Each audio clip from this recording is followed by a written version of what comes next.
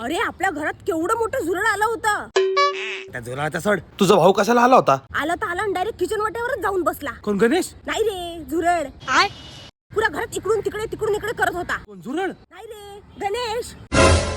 नाही म्हणता म्हणता 1 2 3 4 5 चपात्या खाऊन टाकल्या माया. गणेशनी? नाही रे झुरळानी. ओ भाई मारो मुझे मारो. राहिला माया पर्स मध्ये हात घातला. कोणी झुरळानी? नाही रे गणेशनी. ये भगवान क्या जुलूम है. आता ना त्याची बरोबर वाटच लावतो मी. गणेशची? नाही रे झुरळाची. काय त्या झुरळाला घाल चुलीत. गणेशचं काय झालं ते सांग. आता इथनं पुढे त्याला घरात एंट्रीच नाही. कोणाला? गणेशला? नाही रे झुरळाला. तुझ्या आईचा गो झालं तिकडे मर कुठं तरी. मला काय करायचं? झुरळ आणि गणेश घाल चुलीत. मला काय देणं घेणं यांचं. अगं नको माझं डोकं फिरू. आधीच डोकं पेटलंय माझं.